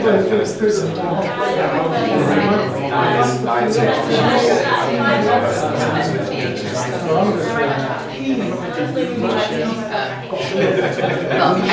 think it's great for people to see what kind of work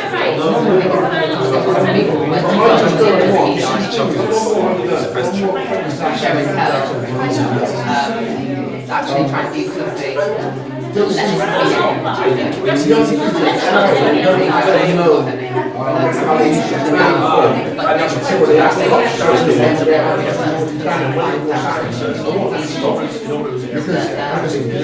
back in the day I can understand that. My teachers it just feels like we've started something as well, like it's not an end. And just because it only comes out usually. realistically, when the other kids walk into the same pattern, you get the same Yeah, but there's also a limit to what we you want to try to have on it, so if we bring them in, I know the two in this cells are doing work, but there's got to be some sort of management. I'm really on sticky wicket. Just to be a me. Then you've got to try dialogue, and not dialogue from where Domino is, but now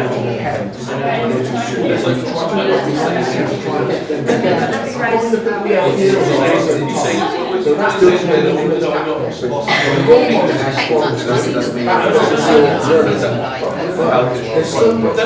how we can see like you can't expect people to be their free know, guys that are strongly on the training, working in water. That's what it's like. 90% of the time. Yes, just for the younger officers who want to test the strength. Maturity is and then we're going to watch our response. I mean, even though there was a I think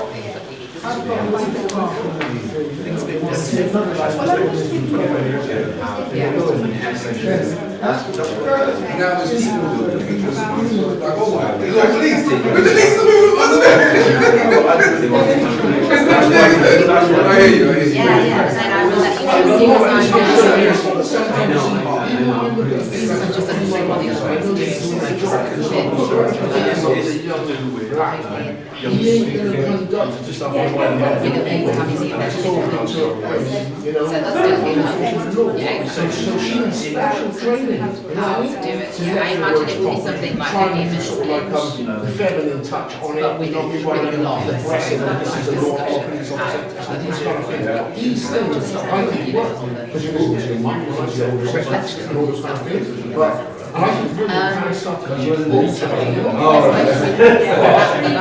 time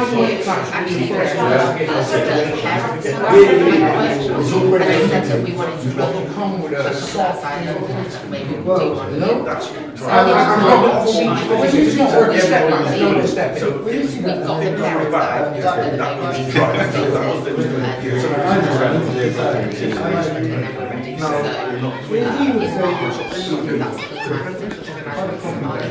Rootsnet live stream, bringing you the best of the real world.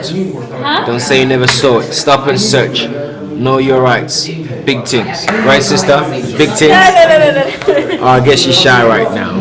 But stay tuned to Rootsnet live stream. We'll definitely be in touch. 8:30 to be at the Gilmore with the band over there. So check us up. Charlie Hustle will be up there hosting. This is brought to you by BSWN and the PPC, BBC, Police Commission. Check it out in a bit.